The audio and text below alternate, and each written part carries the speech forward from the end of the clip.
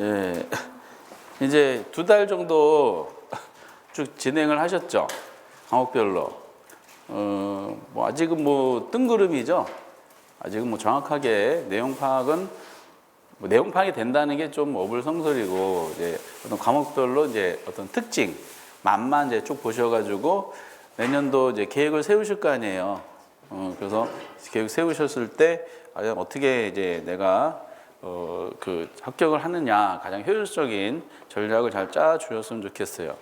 학계론도 이제 매주 말씀드렸듯이 이제 맛배기만 파트별로 보고 있는데, 인력공단에서 다시 마지막으로 말씀드리면은 큰 8가지 주제에 있었다 그랬습니다. 부동산학의 총론, 그리고 부동산 경제론, 그리고 시장론, 정책론, 가장 어려워하시는 투자론, 그리고 금융론, 그리고 이제 관리론 등, 그리고 이제 감정평가 이렇게 돼 있어요.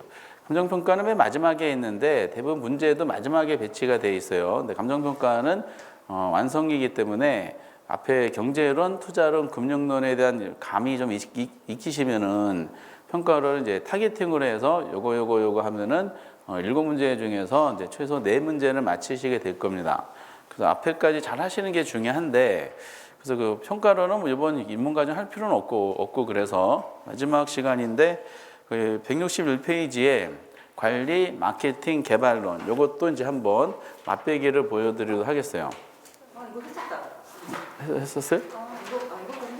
이걸 중간에 띄워넣어가지고 안 하더라고 말이야. 관리, 마케팅, 그거 했었죠? 개발론만 안 했어. 개발론 안 했죠? 맞아요. 그래서 관리론 1문제, 마케팅 1문제, 개발론 2문제 정도가 출제를 합니다. 개발론은 안 했죠. 예, 그래서 개발론에 대한 논리가 170페이지 거기 이제 보도를 하겠어요.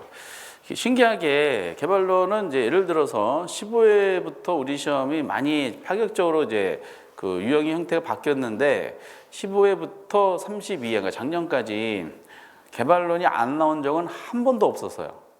2문제는 기본이고 안 나오더라도 가끔가다 1문제 정도는 이제 배당이 됐는데, 근데 33회 때 요번 거 보니까 개발론이 눈에 안 띄어요. 개발론이 2문제 나올 거를 하나도 안 나오면서 대신에 시장론이 갑자기 또 7문제가 나왔더라고요. 그래서 문제 배열이 그렇게 됐어요. 그래서 내년도는 이제 34회 때는 개발론이 무조건 2개의 문제는 구성이 될 거다. 다만 이 개발론을 하시기 위해서는요, 학교론 책에 나와 있는 내용은 기본적으로 아셔야 되고요. 그리고 이제 저 후반부, 그 개발론과 연관돼서 관련되는 게 나와요. 특히 공법 있죠? 또 공법 또 나오네. 공법은 그 도시개발법 공부하시죠? 그 도시정비사업법인가? 그런 거 지금 진도 나갔어요? 네. 그렇죠. 중요한 부분 조금 하고 계시죠? 거기 있는 내용들이 개발론에 나오고, 그리고 그 학계론에서 그 부동산 정책론에서 공부하시는 내용들이 개발론하고 섞어서 나오는 경우가 있더라고요. 이렇게 그런 부분들이 이제 차이가 있습니다. 그러니까 그거는 뭐 다른 부분들을 이제 서포트하는 파트니까 여기서는 이제 개발과 관계되는 이제 순수한 내용을 보도록 하겠습니다. 개발론은 보통 2개가 나왔던 배경이 2가지로 나눠지기 때문에 그래요. 개발 이론이 있고요, 개발 유형이 있어요. 물론 종합으로 해서 섞어서 내는 경우도 많이 있지만은 우선 이분법으로 하시면 되실 것 같아요. 그 개발에 대한 그 개념이 있습니다. 개념. 우리가 학교에서 논문식으로 공부하는 게 아니라 그냥 단순하게 논하는 거니까. 부동산 개발.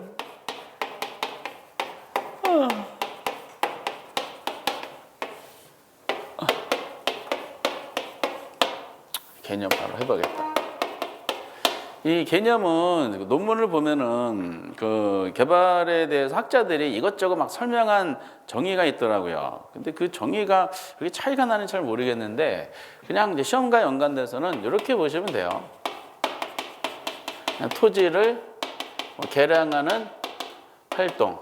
이렇게 이제 요 정도 보시면 되실 것 같아요. 그런데 더 의미가 있는 게, 학자들이 정의 내린 게 별 왜 의미가 없느냐? 우리나라 그 실정법이 있어요. 그러니까 부동산 개발업이 육성 및 관리에 관한 법률인가 보면은 부동산 개발이 뭐다라고 정의를 내려줬더라고. 그러니까 우리나라 실정법에서 개발 정의를 내려줬기 때문에 굳이 학자들이 정의 내린 개발의 정의가 무슨 의미가 있느냐라는 사고 방식이 이제 우리 국가고시에서는 이제 깔려져 있어요. 그래서 밑에 보면 이제 그 개발업의 관리 및 육성하는 법률상에 부동산 개발이 쭉 나와 있죠. 근데 이제 토지를 개량할 때 법률의 그 정의가 나오기 전에도요, 토지를 개량하는 게 두 가지 의미가 있었어요. 하나는 조성위한 개량이 있었고요. 또 하나는 이제 건축위한 개량으로 두 가지로 구성이 됩니다. 그래서 우리 거기 보면 박스 안에 거기 동그라미 1번에 보면은 타인에게 공급할 목적으로 토지를 건설공사 수행 또는 형질 변경 방법으로 조성하는 행위 이렇게 돼 있죠. 거기 이제 건설공사 수행에 이제 줄을 쳐주셔야 되고요. 형질 변경 방법 이거 줄을 쳐주셔야 됩니다. 이게 이제 조성위한 개량을 말하는 겁니다. 조성 두 가지가. 그 2번에 보면 타인에 공급할 목 여기 똑같고요. 건축물 건축 대수선 리모델링 건축 대수선 리모델 이것도 줄을 쳐주셔야 되고요. 건축이 뭐고 대수선이 뭐고 리모델링이 뭐라는 것은 공법 시간에 정의 내리실 겁니다. 그리고 용도 변경하거나 공작물 설치, 공작물 설치 이런 것도 이제 줄을 쳐주셔야 돼요. 이게 건축위한 개량을 설명한 법조문상의 내용이에요. 근데 이거는 단독으로 내지 않는 한은 뭐 이렇게 나온다고 보시면 되는데 이 개발의 정의에서 가장 중요한 게 동그라미 3번이죠. 시공을 담당하는 행위 있죠. 이거는 포함한다, 포함하지 않는다. 이거는 포함되지 않는다는 거. 이것만 정확하게 알고 계시면 되실 것 같습니다. 시공을 단순하게 의뢰를 받아서 하는 거기 때문에 창조적인 행위인 개발 영역에는 포함시키지 않는 걸로 되어 있어요. 그래서 근데 어떻게든지 출제위원은 문구를 부드럽게 만들어서 시공을 포함하는 행위까지 살짝 집어넣어 가지고 개발의 영역을 포함시키는 식으로 지문을 만들 거예요. 그것만 주의하시면 됩니다. 그래서 토지를 개량하는 게인데 법조문에 대한 동그라미 1, 2번은 눈으로 이렇게 보시고 나서 조성과 건축이니까 동그라미 3번을 이제 별표 치셔서 시공을 담당에는 제외된다는 것을 이제 체크하시면 되실 것 같습니다. 그리고 이제 두 번째는 부동산 개발에 대한 절차. 이것도 논문을 보면은 학자들마다 다양한 절차 하는데 우리는 관심 없어요. 우리 대표적으로 어떤 월포드라는 사람이 제시한 개발 절차를 가지고 지금까지 시험에 꾸준하게 내고 있습니다. 절차가 좀 거의 몇 단계죠?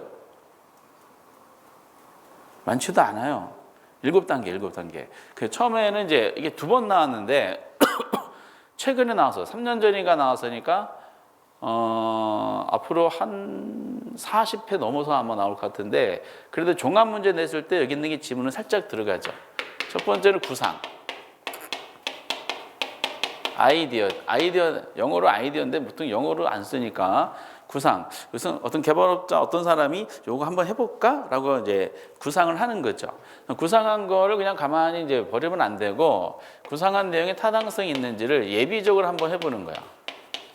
이거는 이제 부지를 구입하기 전에 개발 사업을 진행했을 때 예상되는 비용과 예상되는 수입을 바탕으로 계략적으로 하는 거죠. 그래서 여기 예비적 타당성 분석이 가끔 나왔는데 포인트는 이제 계략적인 분석이라는 거를 아셔야 돼요. 그러니까 구상한 거를 이제 대충 돌려본다는 논리죠. 예상 수입과 예상 지출 토대로 계략이라는 단어에 대해 체크해 주시면 되실 것 같고요. 밑에 예비적 타당성에 대해서 동그라미 1번을 설명해 놓고 이제 있어요. 그렇게 뭐 지문이 많이 나오는 건 아니니까. 그래서 구상한 것이 예비적 타당성 분석해 보니까 이게 괜찮다는 사인이 나와요. 그럼 어떻게 할까? 개발 사업을 진행해야 되겠지. 모든 부동산 개발 사업은 땅이 있어야 돼요. 그래서 부지를 구입하는 단계가 등장을 하죠. 이제 부지를 구입했으면은 토지 매입 비용이 들어왔어요. 이제 건물 지어야 돼. 근데 건물을 짓기 시작하면은 위험이 폭발적으로 늘어나요. 왜냐? 낮이 상태에서는 이게 안 좋다 그러면 그냥 토지를 팔면 되거든요. 정착물이 들어서면 이거 어쩔 수가 없어. 건물도 맘대로 또 철거도 못 합니다. 그렇기 때문에 다시 한번, 그리고 돈도 많이 들어요. 그래서 외부 투자자를 설득하는, 자금을 마련하기 위한 외부 투자자를 설득하는 과정을 거치기 위해서 보다 정밀한 이제 분석이 들어갔죠. 그래서 여기에 타당성 분석이 나옵니다. 이건 외부 투자자를 설득하나 이제 정치한 분석이라 그러죠. 여기서 타당성 분석이 이제 오케이 사인이 나면은 시장에서 동의를 받은 개발 사업이다라고 인정할 수밖에 없고, 특히 누구를 설득하냐? 은행을 설득합니다. 자금을 마련하는 금융기관. 그 다음 단계가 여기서 이제 최종 선택하고요. 다음 단계 돈을 마련하는 이제 금융 단계가 들어가죠. 금융 단계 들어가면서 이제 돈을 마련했으니까 이론상으로 가장 장기간이 걸린다고 보는 건설 단계가 이제 진행이 되고, 그리고 마지막이 마케팅이야. 마케팅은 뭐 세부적으로 뭐 어쩌고저쩌고 설명되는데 별로 의미 없고, 다만 이 마케팅은 2번 나왔는데 지문으로, 마케팅은 이제 그 개발 초기부터 해야 될까요? 중간부터 할까? 완성된 다음에 할까? 개발 초기부터 하는 거야. 그러니까 완성될 때는 다 분양이 돼 있어야 돼요. 다 임대가 돼 있어야 됩니다. 초기부터 해야 되는데 기출문제 똑같은 게 2번 나왔는데, 개발을 위한 마케팅 활동은 개발 중간 단계부터 한다 이렇게 시험에 나왔더라고요. 초기부터 해야 되죠. 그래서 영화를 제작할 때도 마케팅을 초기부터 해요? 중간부터 해요? 초기부터 하죠. 그 제작 설명회부터 해가지고 주연 배우 해가지고 소스를 막 날리잖아요. 그래서 이제 주연 배우들을 쭉 앞에 세서 그 중간중간에 계속 이제 알리죠. 그래서 이게 절차적인 내용이 많이 내는 건 아닌데 우선 순서를 아셔야 되죠. 순서가 7단계밖에 안 되니까 보통 구의 부타 근검마 이럽니다. 구의 부타 근검마. 구상, 예비적, 부지, 타당성, 금융, 건설, 마케팅. 구의 부타 근검마, 근검마, 근검마. 이렇게 해가지고 이제 기본적인 설정을 잡아놓고, 근데 개발은 이론과 유형으로 나온다는데 이론 부분에서 제일 많이 나오는 게 1등이 있고요. 그 다음에 2등이 있어요. 2등이 뭐냐면은 밑에 나오는 개발 위험이야. 위험. 위험이라는 것은 당연히 개발업자죠. 개발업자가 개발 사업을 진행하는 과정 중에 부담해야 될 불확실성, 이거를 개발 위험이다라고 합니다. 그럼 위험이 무슨 뜻이었었죠? 위험. 기억 안 나시지? 그렇죠? 우리가 위험이라는 게 무슨 뜻이냐? 이것은 어디서 우리가 개념을 잡았냐면은 투자론에서 잡았었죠. 어떤 논리였냐면 위험이란 실현된 결과가 예상한 결과와 일치하지 않을 가능성, 요거를 위험이다 그랬어요. 기억나세요? 기억 안 나셔도 관계없어요. 송구영신이니까 어차피 며칠 지나면 다 2022년 건 다 잊어버려요. 그래서 근데 이제 당연히 개발업자들은 이런 많은 시간과 많은 비용을 들여서 개발 사업을 진행하는데 당연히 예상하는 것은 성공을 예상하겠죠. 근데 실현되는 것이 실패를 실현될까 봐 걱정하는 마음이 있죠. 이거를 이제 우리가 개발 위험이다라고 하는 거지. 근데 이 위험이라는 개념은 투자론을 잡아놓고 그 위험이라는 요소를 주제로 삼아서 지문을 만드는 파트가 우리 시험에서는 3군데가 있어요. 어디가 있을까? 위험을 잡아서 하는 거. 먼저 투자론에서 나오죠. 투자론은 부동산을 취득하고 운용하고 처분하는 의사결정 주체인 지분 투자자 입장에서 고려되는 위험의 내용이에요. 지분 투자자에 고려되는 투자론에서 위험의 종류가 몇 개 있었죠?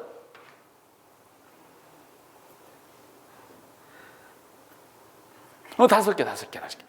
사업상 위험, 금융상 위험, 법적인 위험, 유동성 위험, 인플레 위험, 사금법 유인.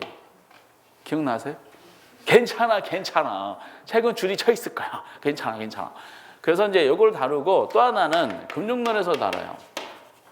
금융론은 돈을 빌려주는 저당 투자자 입장 논하는 건데, 금융론은 이제 은행들이 돈을 빌렸을 때 저 사람이 이제 제대로 갚을 걸 기대하는데 못 갚는 걸로 실현될까 봐 걱정되죠. 채무불이행이요.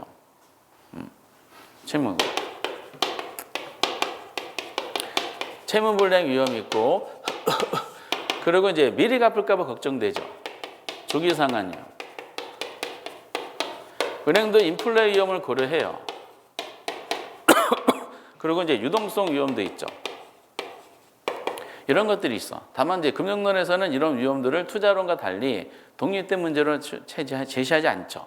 그런데 이제 이런 투자자들은 관련되는 분야에서 위험을 인식하면은 이걸 최소화하는 방안을 마련하겠죠.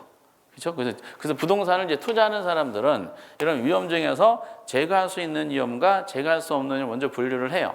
나중에 포트폴리오 공부할 때 나오지만은 제거할 수 있는 위험, 비체계적 위험은 분산 투자를 통해 제거시켜버리고 제거할 수 없는 체계적 위험은 상대방한테 전가시켜서 요구 수준을 반영해서 해결을 해요. 이렇게 방법이 있어. 은행들은 이런 위험들을 대비하는 최소화하는 방법이 있죠. 채무불이익 대비하여 최소화시켜서 어떻게 할까? 이거를 최소화시키기 위해서. 그죠? 담보를 요구하지. 담보 요구하고 조기 상환 위험에 대해 최소화시켜서 어떻게 할까? 수수료 등을 부과하죠. 인플레임을 최소화시켜서 어떻게 할까? 은행들은 변동금리 제도가 만들어진 거야. 그리고 유동성 최소화하기 위해서 유동화 제도가 만들어지게 됩니다. 다 방법이 있다는 거야, 이렇게.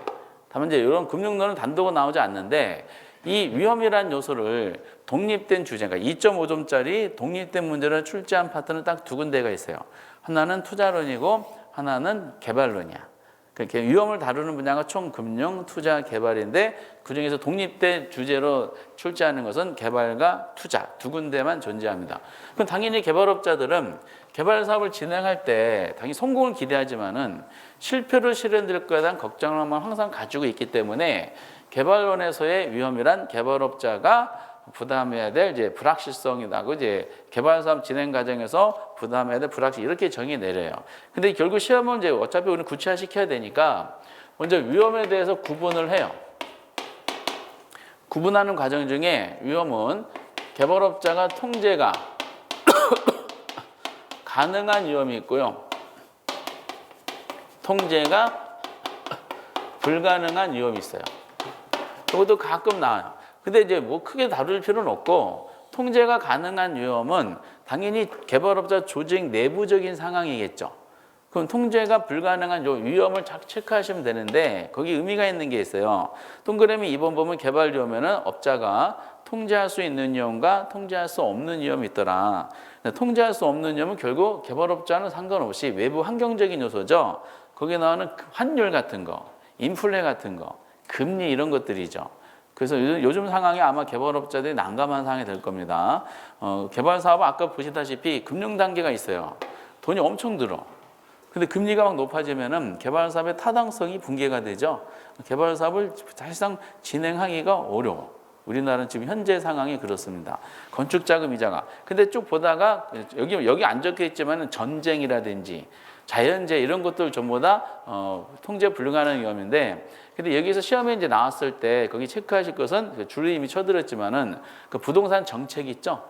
정책. 정부의 정책의 변화는 개발업자가 통제 가능한 거, 불가능한 거. 불가능한 거야. 이게 얼마 전, 2년 전인가 3년 전에도 정책이 개발업자가 통제가 불가능한 위험으로 나왔어요. 근데 이제 나오기 3년 전 이전에 몇 년 또 나왔었는데 그때는 통제가 가능한 위험으로 해가지고 틀린 지문이었고 그게 정답이었었어요. 나중에 기출문제 좀 확인하시게 될 겁니다. 그래서 이렇게 해가지고 이제 통제 불가능한 정책 등이 해당한다는 정도 판단하시면 되는데 주로 나오는 게 뭐냐면은 그럼 개발업자가 개발 사업 진행할 때 부담해야 될 개발 사업의 종류가 뭐가 있냐는 거야. 종류. 그 종류 오른쪽에 위험의 유형이라고 나오죠. 이거는 이제 별표를 쳐야 돼요. 개발론이 주제가 많지 않아서 어떤 큰 이제 의미가 있는 단어는 항상 목차를 잡아 놓으셔야 됩니다. 당연히 거기에 무슨 위험이 있어요? 법적인 위험이 있어요. 그럼 법적 위험을 개념을 하다 보면은 무슨 단어가 나올까요? 법적 위험이란 정의를 내리면 법이 나와. 법. 법적 환경 변화가 개발업자한테 가져다주는 부담. 이것이 법적 위험이에요. 그래서 개념을 쓸 필요가 없어. 법적 환경 변화가 업자한테 가져다주는 위험 부담이다 보니까 결과적으로 법적 위험은 법이 나와요. 근데 출제원 입장에 봤을 때 굉장히 이게 난감한 거야. 개념을 설명하는데 법이니까 법이 나오고 어떻게 할까 하다가 고민해서 만든 지문이 동그라미 거기 책에 나오는 1번 내용이더라고요. 그러니까 법이니까 그래. 법을 두 개로 나눠보자라는 거야. 법을. 여러분 공법이 있죠? 민법 시간 공부하는 사법이 있어요. 공법과 사법. 그래서 얘를 공법적인 측면하고 사법적인 측면으로 구분해보자. 공법은 거기 토지형 규제 관련되는 공법적인 측면과 소유권 관계 이거를 사법적인 측면으로 구분해보자 이렇게 이제 설정한 거지 이렇게. 근데 이게 지문이 나왔을 때 옳게 나온 지문도 있고요. 틀리게 나온 지문도 있어요. 그럼 옳게 나온 것을 공부 안 해도 되죠. 교재 그대로 낸 거니까 틀리게 낸 거를 확인하시면 돼. 어떻게 냈을 것 같아요? 우리 생각 범위를 벗어나지 않아. 공법, 사법을 바꿨지. 소유권 관계, 공법. 토지용 규제에 넣었는데 사법. 제발 또 나와라. 또 나와라. 또 나와라. 근데 이렇게만 하면은 너무 싱겁잖아. 그래서 아까도 이제 이런 위험들이 있으면 그 분야에 그러한 위험을 부담해야 되는 사람들이 그 위험을 최소화시키는 방안을 고안하는 것처럼 업자들이 이런 위험들이 있네. 이걸 최소화시키는 방안이 뭐가 있을까라는 거죠. 그때 이제 법적 위험을 최소화시키는 방안은 몇 번 나왔었죠. 이용 계획이. 이게 동그라미 2번이죠. 이용 계획 확정된 토지. 책이 그대로 있으니까 토지를 구매하는 것이 무슨 위험을 최소화하는 방안이라고요? 법적인 위험을 최소화하는 방안이다 해가지고 이게 일관되게 나오더라고. 같은 거 또 내고 다른 것도 고민할 필요가 있을 것 같은데 다른 건 건드리지도 않아요. 그리고 두 번째 위험은 시장 위험이죠. 시장 위험은 간단해요. 시장 위험에는 무슨 단어가 나올까요? 시장이 나와, 시장. 그렇죠? 그래서 이제 그냥 개념을 쓰면은 말 그대로 시장의 불확실성이죠. 당연히 개발업자들은 본인이 하는 업종이 호황일 걸 기대할 거 아니에요. 근데 시장에 침체가 일어나면 어떻게 되냐라는 논리죠. 그 때문에 시장 위험은 시장의 불확실성이란 말이 나와서 노골적으로 언급을 해줘요. 근데 이제 이렇게만 되면 너무 싱겁지. 그래서 이거 어떻게 할까 하다가 요거를 이제 최소화하는 방안이 뭐가 있을까? 그렇게 시험에 나온 거지, 이렇게. 그래서 최소화하는 방안, 거기 이제 동그라미 2번에 적혀 있는 것처럼 초기에 매도 또는 임대하는 거야. 초기에 매도 또는. 그래서 이걸 어떻게 시험에 나오냐면은, 선분양은 개발업자의 시장 위험을 줄일 수 있다, 이렇게 표현합니다. 맞는 말, 틀린 말? 맞는 말이지. 그럼 초기에 매각 임대한다는 것은 개발업자가 누구한테? 매수자에게 시장 위험 있죠? 시장 위험을 어떻게 한 거야? 전가시키는 거야. 미리 팔아서. 초기에 매도 임대한다는 것은 선분양한다는 뜻이에요. 이게 두 개 지문이 있어요. 선분양은 개발업자의 시장 위험을 줄일 수 있다. 맞겠죠? 후분양은 개발업자의 시장 위험을 줄일 수 있다. 그러면 틀리겠지, 이렇게. 그래서 이제 이런 내용들을 하는 거죠. 미리 팔아서 미리 산 사람이 그 분양받은 이후에 시장에서 야기되는 모든 충격을 떠안게 만드는 것이죠. 이렇게. 그래서 만약에 2년 전에 공사 기간이 3년이 대규모 단지야. 아파트. 2년 전, 3년 전에 미리 선분양 받은 사람 있죠? 이분 지금 괴롭죠. 선분양 받을 때 그 당시 시세를 반영해 가지고 분양가를 산정했을 거 아니에요. 근데 공사 기간 중에 코로나가 터져 가지고 국제적으로 이제 요거를 이제 지나치게 많이 극복하는 과정에 현금이 너무 많이 풀렸죠. 현금이 너무 많이 풀리니까 다시 이거를 이제 긴축 회수하는 과정 중에서 이건 지금 이제 금리가 막 높아지고 인플레이션이 폭발하고 있죠. 그러니까 동시에 자산 가치가 막 떨어지지. 그래서 아마 큰 부담이 되지 않을까. 그래서 아마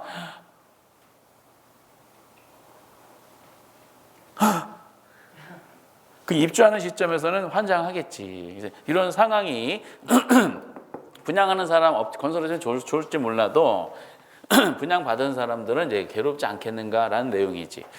근데 어떤 분이 전에 합격자분이 학원에 오셨는데 그분이 중개업을 하십니다. 근데 그분이 계속 말씀하시대. 교수님, 지금 바닥이에요, 바닥. 근데 그분이 이제 작년 연말에도 바닥이라 그랬거든요. 바닥이에요, 바닥. 부동산. 이게 지금 매입 찬스입니다. 그럼 뭐예요? 돈이 13만 원밖에 없는데. 이런 식으로. 그래서 지금 그렇게 인식을 하는 분이 계시는데 어차피 부동산 가격은 나중에 올라가지 않겠는가라는 거시경제가 회복되면은. 그래서 그런 얘기 하시던데 바닥일까요, 지금? 바닥인 줄 알았더니 더 밑바닥이 더 있죠. 그런 상황이 위험해. 근데 뭐 어쨌든 그럽니다.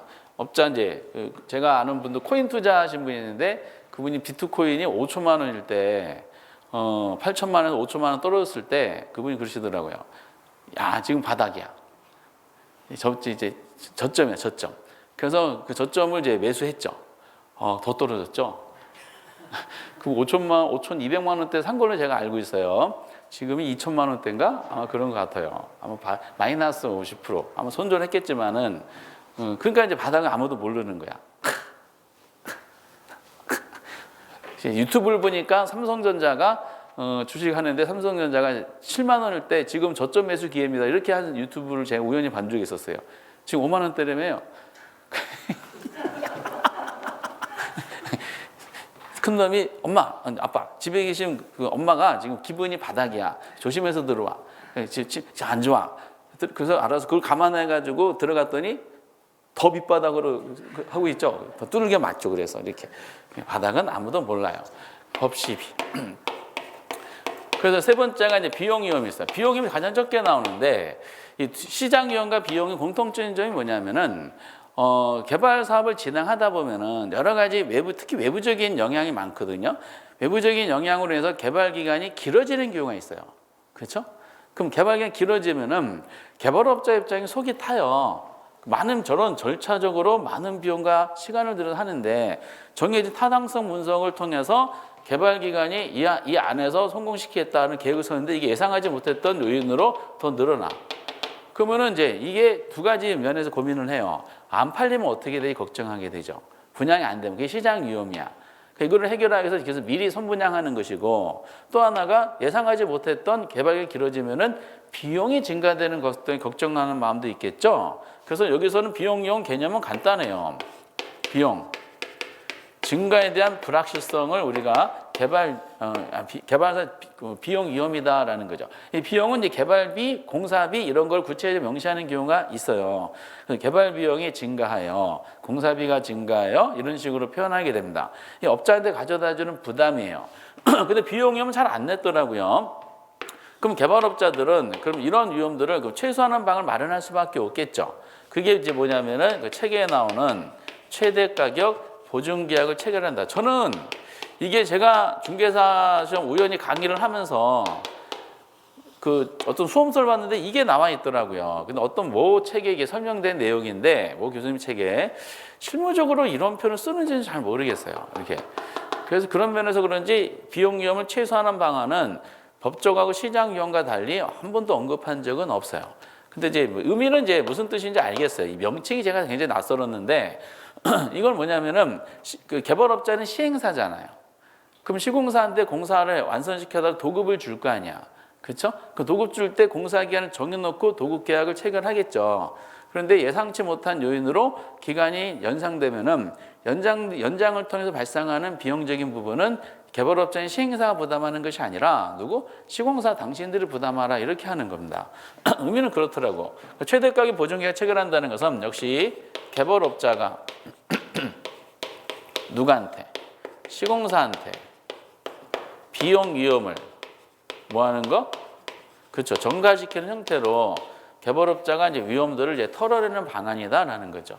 여기까지가 내용이에요. 그래서 위에서 통제 가능한 위험과 통제 불가능한 위험을 논할 때는 통제 불가능한 위험 쪽에 정책만 잘 체크해 놓으시면 돼요. 정책 변화가 통제 불가능하다. 핵심은 이 종류야. 법시비라 그러죠. 법, 시, 비. 이렇게 놓고 이런 위험들이 개념을 잡아 놓은 다음에 최소화시키는 방안이에요. 근데 이 부분은 위험을 개발업자 최소화시키는 방안이지 이런 위험을 최소화시키는 방안을 시행했다 그래서 개발업자 이윤이 비례적으로 증가하는 건 아니에요. 원서에도 그렇게 돼 있어요.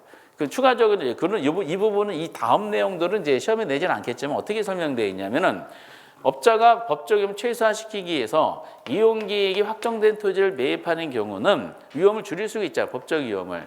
그러나 이런 토지는 벌써 비싸. 땅값이 비싸.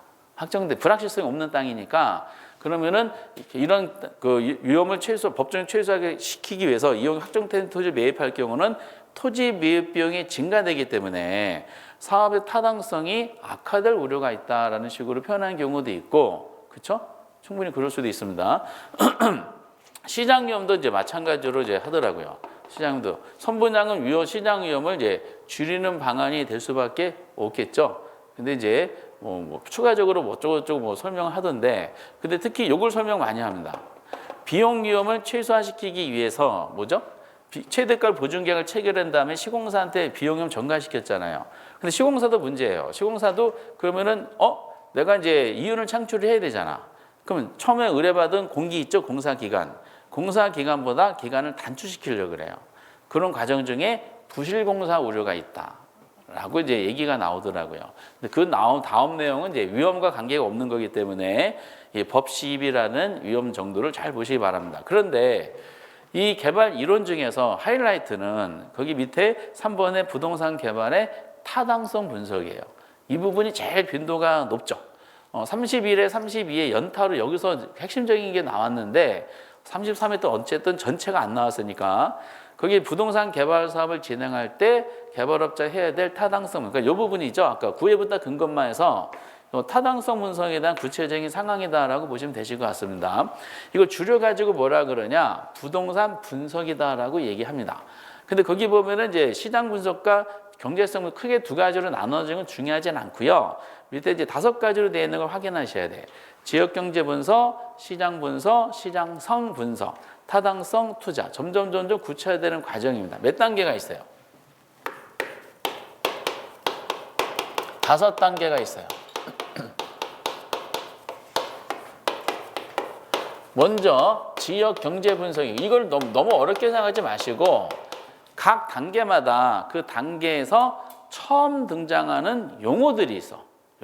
그 용어들을 캐치를 한번 해주시면 되실 것 같습니다.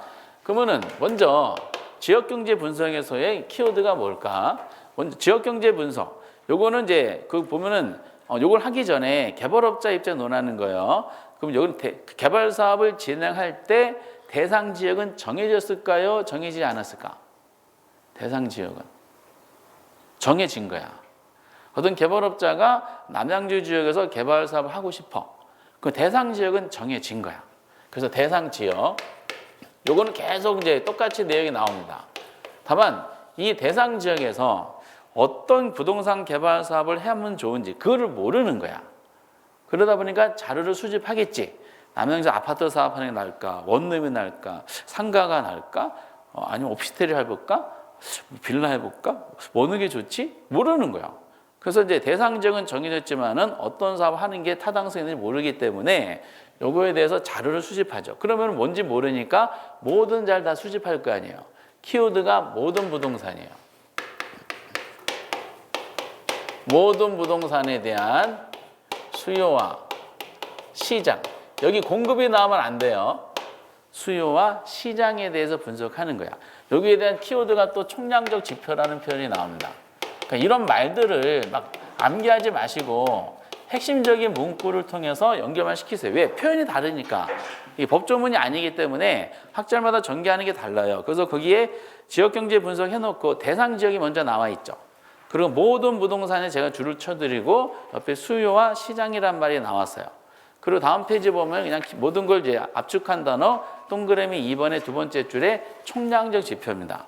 그럼 뭐 하는 거냐면은 남양주에서 개발사 하고 싶어. 인구수 조사하겠죠. 그리고 이제 자동차 보유 현황, 성별, 남성, 여성, 그리고 이제 소득 수준, 그리고 연령대 조사하고, 그리고 주거 점유 현황, 주거 보유 형태, 자동차 보유 대수, 주변 도시까지의 그 교통망, 생활 편의시설, 생활 근린시설 이런 거를 다 조사하는 거야. 다. 그럼 자료가 축적이 됐지. 축적이 된 상태에서 두 번째 시장 분석이 등장하죠. 이게 30일의 정답이었었죠. 요것만 가지고 하나 문제 만들었더라고. 그럼 대상 지역은 그대로 내려와요. 이제 모든 부동산이 아니라 특정 부동산에 대해서 조사하는 거야. 그러니까 이제 모든 부동산에 대한 자료가 있을 거 아니에요. 그래서 아파트, 오피스텔, 남양주란 지역에 상가, 원룸, 공장이 있나? 그리고 이제 뭐 빌라 이런 거에 어떤 사업이 좋은지에 대한 나누고 이 중에서 아파트, 오피스텔 따로따로 절차가 진행이 되는 겁니다. 그 특정 부동산, 그 아파트다 그러면은 아파트 사업을 분석하는데 불필요한 자료는 다 무시하겠죠. 특정 부동산이 나오고 이때 수요와 공급이란 말이 나옵니다. 요거에 대해서 분석하는, 이게 출제연마다 시장 분석에 대한 개념을 설명할 때 그 지문 길이가 다르더라고요. 가장 짧게 낸 게 뭐냐? 시장 분석이란 특정 부동산에 대한 수요와 공급을 분석하는 것을 말한다. 이렇게 이제 표현을 하게 돼 있어요. 그래서 거기에 시장 분석에 제가 줄 쳐드렸지만은 대상지역 공통적인 이제 단어니까 그대로 내려오면서 특정 부동산이 바뀌어요. 모든 부동산이. 그리고 수요와 공급 상황을 분석하여 전반적으로 어쩌고저쩌고 뒤에 있는 말은 거의 안 나오더라고. 이렇게. 그럼 이제 수요와 공급 분석할 때 동그라미 2번 내용이 여기가 31회 때 요 2번만 가지고 장난을 쳤는데 수요층을 세분화란 말이 나와요. 그 공급 부동산은 거기에 차별화시켜요. 이게 모의고사에서 한때 장난을 많이 쳤죠. 수요층을 세분화, 공급은 차별화시켜야 되는데 수요층을 차별화, 공급 부동 세분화하면 안 돼요. 수요층을 세분화한다는 것은 대상 지역에 있는 소비자들을 동질적인 몇 개의 그룹으로 나누는 거야. 20대, 30대, 40대 이렇게, 아니면 소득 수준도 얼마 이렇게 나누는 거야. 이렇게 구매력과 연관돼 가지고 그 그 수요층을 어떤 특성에 따라서 세분화시켜서 나눠주면은 거기에 맞는 공급 부동산을 차별화시키는 거지. 소득 수준이 굉장히 높은 동네인데 그 공급 부동산을 만약에 안 좋은 부동산, 아파트 저평수 위주로 공급한다, 그럼 분양 가능이 적어지잖아요. 그래서 수요층을 세분화, 공급 부동산은 차별하여 어쩌고저쩌고 이렇게 나와요. 이렇게. 어쨌든 세분화는 수요층을 나누는 것이고 차별화는 공급 부동산을 나누는 거다 보시면 돼요. 그러니까 수세공차라 그러죠. 수세공차. 이렇게 논합니다. 그래서 수요와 공급이란 말이 처음 등장하고요. 그리고 이제 가장 출제를 많이 한 게 시장성 분석이야. 정 가운데 있는 거죠. 시장성 그 대상을 그대로 내려온 다음에 이제는 특정 부동산 자체에 초점을 둬가지고 이제는 어떻게 분석하냐? 차별화시킨 공급 부동산을 세분화시킨 수요층한테 실제로 공급한다고 가정할 때 과연 이게 얼마만큼 임대될 것이냐, 분양될 것인가를 구체적으로 분석하는 거예요. 그래서 여기서는 무슨 단어가 나오냐면은 매매되거나 임대될 수 있는 가능성. 요 표현이 등장을 하죠. 매매 임대 가능성. 그래서 시장성 분석에 보시면은 동그라미 1번이 제일 많이 나왔는데 앞에 말 어쩌고저쩌고 나오다가 매매되고 임대될 가능성, 즉 경쟁력을 조사하는 것이다라고 설명이 되어 있어요. 그 동그라미 2번에 보면은 그 세 번째 줄에 이런 상황을 구체적으로 분석한다. 이 구체적이란 말이 처음 나온 게 여기더라고. 구체적. 부동산 쪽에 보면은 아마 이거를 이제 아파트를 많이 개발 사업한다. 층별로, 동별로, 향별로, 위치별로 구체적으로 분석하는 거야. 근데 우리 시험은 이걸 장난 안 쳤는데 다른 시험에서 이걸 장난친 걸 제가 봤어. 그럼 이 단어를 어떻게 바꿨을까? 구체적이라는 단어를. 저는 그런 생각을 못 하는데 참 출제하는 별짓을 다 하는 것 같아. 요거를 일반적 분석이라는 단어를 썼더라고. 기가 막히지 않아요? 오늘 별로 이제 중요하진 않고. 그리고 이제 이 개념과 더불어서 중요한 단어가 있어요. 중요한 단어가 동그라미 3번에 보면은 시장성 분석 방법에 흡수율 분석이 있다고 나오죠. 흡수율 분석이 어느 단계에서 처음 등장하는 거라고요? 이게 시장성 분석이 처음 나오는 거야. 여러 번 나왔어요. 흡수율 분석. 흡수율이라는 것은 이제 분양업자들은 분양률 조사하는 거예요. 임대사업자들은 임대를 조사하는 거니까 전반적으로 수요율을 조사하는 거죠. 차별화시킨 공급 부동산이 있을 거 아니에요. 몇 세대 공급할 것이다. 그러면 이제 소비자한테 공급해서 과연 몇 %가 임대되고 분양될 것인가를 구체적으로 조사하는 거죠. 이 흡수율 분석의 목적이 있죠. 목적은 앞으로 어떻게 될 것인가, 이제 추세를 파악하는 게 목적인데 이때 중요한 단어가 하나 나왔죠. 당연히 개발업자들은 과거에 흡수율을 조사할까 안 할까? 요거는 조사하겠지. 지금 남양주에서 아파트 개발사 하고자 한다. 그럼 어떻게 하겠어요? 개발사업 진행하면은 과거 5년 동안에 남양주에서 아파트를 분양한 업체들의 자료를 조사하겠지. 그렇죠? 그게 빅데이터니까. 그리고 현재 데이터를 이제 여기서 위에 조사한 현재 상황을 입력해가지고 가장 중요한 게 뭐죠? 미래. 그 미래 체크를 해놓으셔야 되죠. 근데 요거를 미래를 뭘로 바꿨을 것 같아요? 현재. 그러니까 이제 이게 어떤 식으로 이제 시험에 나온 거 제가 예제를 한번 말씀드려 볼게요. 기출 문제만. 옛날에 문제 이런 것도 있어요. 시장 분석과 시장성 분석은 동일한 개념이다. 시장 분석과 시장성은 동일한 개념이래. 이거 논리 안 맞지? 이 절차를 아신 분들은 이게 분류가 됐다는 건 얘는 다른 개념을 알 수가 있을 거예요. 그렇죠? 그 시장 분석이란 매매 임대 가능성 어쩌고저쩌고 잘못됐지. 이건 시장성 분석이 나와야 돼요. 시장성 분석이란 매매 임대 가능성. 시장 분석 방법으로서 흡수율 분석은 틀린 거지. 그렇죠?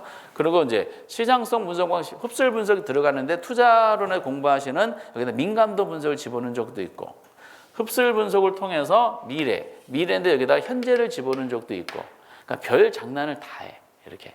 그럼 여기까지는 과연 몇 퍼센트 분양이 될 것이다 라는 거를 조사하는 거야. 이렇게. 근데 개발업자들은 몇 프로 분양률 분석으로 자료 분석이 끝나는 게 아니에요. 모든 자료는 다 뭘로 바꿔야 돼요? 돈으로 환산해야 돼요. 금전적으로 현금으로 분석이 들어가야 됩니다. 이 분양률, 흡수율 결과치를 돈으로 환산하는 절차가 네 번째에 타당성 분석이 있는 겁니다. 요건 그대로 내려오고요. 대상 지역은 타당성 분석에서 처음 등장하는 용어가 수익성이란 말이 처음 나와요. 수익 나오면 무조건 뭐다? 타당성. 이 수익이라는 단어는 오로지 타당성 분석에서만 나오죠. 그 수익성을 이제 1번에 충분한 수익성이 있느냐 조사하는 것인데 그 동그라미 2번하고 3번은 요즘에 눈에 잘 안 띈다 하더라도 여러분 3번은 꼭 체크해 놓으셔야 돼. 수익성, 타당성 분석할 때 당연히 분석의 내용은 법률적 타당성, 경제적 타당성, 기술적 타당성 이렇게 분석을 해요. 법경기가 무슨 개념이죠? 복합 개념이에요. 복합 개념. 법률적, 경제적, 기술적 타당성 분석하는데 이 중에서 가장 중요한 타당성 분석이 뭘 것 같아요? 당연히 경제겠지. 법적으로 허가가 나는 개발 사업인데 기술적으로 가능한 개발 사업이야. 근데 쫄딱 망한대. 하면 안 되는 거야. 무조건 경제적 타당성 중요하다. 요즘은 별로 중요하지 않고. 근데 이제 세 번째 그냥 적어드리면 뭐냐면은 이런 의미더라고요. 타당성 분석의 결과가 동일하더라도 개발업자마다 책 있으니까 적지 마시고 개발업자마다 채택 여부는 달라질 수 있다. 이런 의미예요. 이거 틀리게 되면은 타당성 분석이 동일하다면 업자마다 동일한 결과를 도출한다면 잘못된 거죠. 그럼 왜 그러냐라고 화살표 해놓고 이유가 남아 있죠. 개발업자는 뭐가 다르기 때문에? 요구 수익률이 다르기 때문이에요. 여러분들 투자론에서 요구 수익률하고 비교되는 게 무슨 수익률을 했었죠? 기대 수익률이 있었어. 어느 게 더 커야지 투자 결정할까? 기대 수익률이 더 커야지 투자 결정하게 되는 겁니다. 그런데 결국 이 타당성 분석의 수익성을 분석한다는 것은 이거는 개발 사업이 있죠. 개발 사업의 기대 수익률이 얼마가 나오느냐. 기대 수익률을 파악하는 단계다라고 이해하시면 되겠어요. 그럼 개발 사업 기대 수익률 몇 프로가 예상이 돼? 그렇다 해서 그 개발 사업 기대 수익률 몇 퍼센트가 모든 개발업자들의 요구 조건을 전부 다 충족시킨다는 보장은 없는 겁니다. 이렇게. 그래서 이제 요 세 가지 있어요. 시장 분석, 시장성 분석, 타당성 요 세 가지가 엄청 중요하죠. 근데 지금 이제 위에 지역 경제 분석을 통해서 모든 부동산에 대한 자료가 수집이 됐잖아요. 그렇죠? 그러면서 요거는 지금 아파트 개발 사업에 대한 절차를 쭉 진행한 거야. 시시타로. 그래서 나누고 시장을 수요자 공급으로 나눈 다음에 나누어진 요걸 가지고 매매 임대 가능 분양료 얼마 조사하고 이 돈으로 환산했어요. 이 절차를 시시타에 대한 내용을 몇 번 걸칠까? 개발업자는 여러 번 하는 거야. 위에서 모든 부동산에 대한 자료가 몇 번이 달라지는 거죠. 이건 아파트 사업에 대한 분석을 이렇게 해봐. 그리고 옵시텔도 한번 똑같은 절차 거쳐서 또 해봐. 그리고 상가에 대한 자료도 분석해보고 원룸에 대한 데도 분석해보고 빌라 이런 등등등 위에서 분류했던 모든 부동산에 대한 자료를 이 시시타적을 다 거쳐요. 거치면은 얘네들의 결과가 뭐가 최종적으로 나와요? 분양 시장성부터 얘네들이 하면은 분양료 얼마 될 것이고 그게 돈으로 기대수익 몇 프로가 될 것이다라고 환산이 됐잖아. 그럼 이 자료가 이제 나왔을 거예요. 이 나온 자료가 이제 마지막에 나온 절차가 뭐예요? 투자 분석이지. 그래서 이게 필요한 거야. 투자 분석에서는 최종 결정하게 돼 있어요. 최종 결정할 때 위에 여러 가지 부동산, 모든 부동산 자료를 수집이 됐잖아요. 이거는 항상 뭐랑 비교해? 개발업자의 요구 수익률을 비교해가지고 개발 요구 수익률보다 더 큰 기대 수익률을 가진 상품이 뭔지를 따져봐서 이 중에 하나를 딱 선택하게 되는 거지. 그래서 이걸 정리할 때 아주 많이 나오는 파트인데 우선은 GCC 타투라는 절차를 알아두셔야 돼. GCC 타투. 근데 이제 핵심은 어차피 지역경제 분석은 나누는 것이고 투자 분석 마지막 단계 최종 결정하는 거니까 최종 결정하는 과정에서의 핵심적인 내용이 CC타에 있죠. CC타에서 어차피 정답이 나와. 아니 이거 독립된 문제를 낸다 그러면은 시장, 시장성, 타당성. GCC 타투에서 이 CC타. 그리고 아까 전에 개발론의 문제 특징 중에 하나가 이런 테마별로 내는 것이 아니라 종합 문제를 많이 내는 경우도 있어요. 그러면 어디 선다니까 이 부동산 분석 내용 중에서도 뭔가 하나가 들어가야 되겠죠. 그때 가운데에는 시장성 분석이 제일 많이 들어갑니다. 그래서 지문이 제일 풍부하게 제일 많아요. 그래서 유명한 이 GCC 타투에 대한 논리를 가볍게 한번 보시기 바랍니다. 그럼 여기까지 보면은 개발 이론이 학개론 수준은 이 정도예요. 그럼 개발의 개념, 토지를 개량하는 거다. 중요한 것은 시공을 담당하는 행위는 제외된다. 절차, 구애, 부타, 근검마, 위험, 법시비, 부동산 분석, GCC 타투. 그 중에 CC타. 너무 쉽지 않아요? 여기 악의선이 있어요? 과실, 무과실 있어요? 아, 개발업자 개발하는데 착오로 해서 이거 악의로 분양업자 어떻게 법률 관계 나오나요? 안 나와요. 그래서 제가 개인적으로 항상 좀 민법 해봤지만은 민법 난이도가 100%면은 학교로는 한 50%도 안 되는 것 같아. 어떤 이제 공부에 대한 전력. 민법은 모르면은 못 풀어. 근데 학교로는 몰라도 푸는 문제가 꽤 돼요. 그래서 처음에 이제 민법을 아주 열심히 하라는 얘기가 그겁니다. 이렇게. 어쨌든 학교로는 과락 나오는 분은 거의 없어요. 민법은 뭐 안 하면은 다 과락 나와. 그래서 얼마나 구애부터 근검마 법시비 시시타투 어차피 시시타에서 나오는데 말장난 이렇게. 그리고 단어를 보면 벌써 느낌이 와. 근데 그 느낌은 지금은 안 오죠. 언제 올까요? 시험 당일 나와요. 학교는 신기해 이게. 그래서 이론에 대한 부분을 학교론 수준에 이렇게 마무리되고 그리고 이제 개발 유형이 나와요. 개발 유형도 기출 문제가 누적되다 보니까 어디에 주로 많이 관심을 갖는지가 정해져 있어요. 근데 거기 보면 이제 민간 개발이라고 나와 있죠. 민간 개발 내용이 제일 출제를 많이 하는데 요거에 대한 내용은 조금만 주무셨다가 들어가겠어요. 이렇게